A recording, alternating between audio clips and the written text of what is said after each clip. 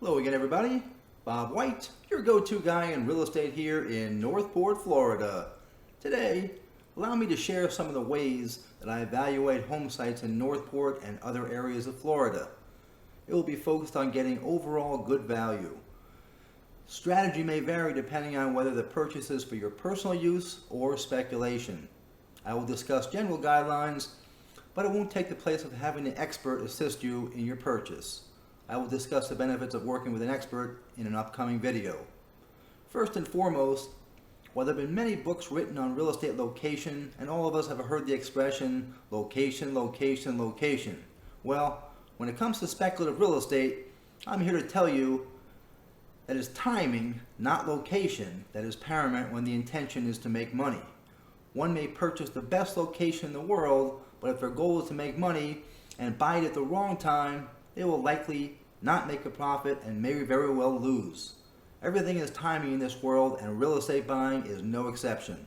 Location, of course, can also be a big factor in real estate. One of the first things to consider is the overall area relative to what your desires and needs are if buying for your own use.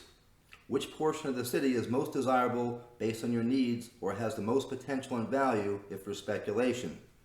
Then a survey of the overall area and street to see the typical home, age of houses, condition, size and style, and how many homes total. Having few neighbors is often a good thing, as we see many nice newer homes being constructed to enhance the value of the respective areas. Having wetlands on part or all of your property is typically a huge red flag, and most stay away from these sites with some exceptions.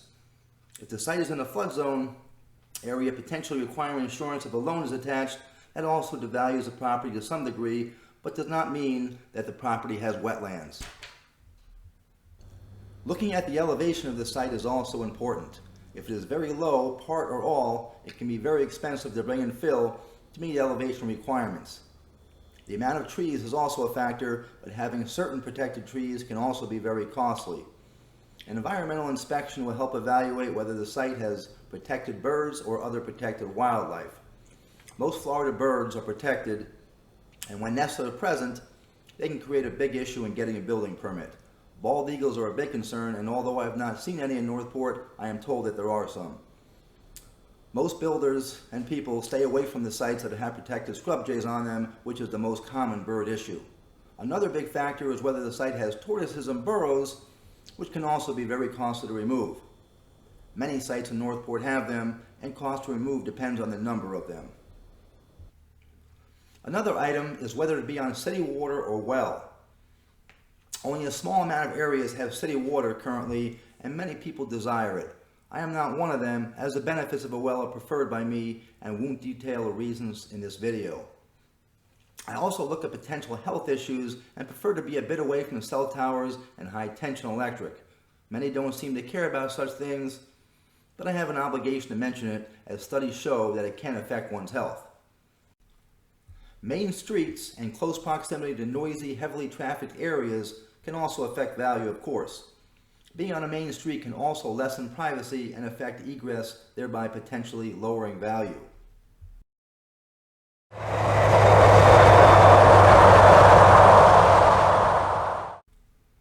Something else I consider is the exposure of the rear of the property, where a potential pool and/or patio area would exist when a home is constructed on it.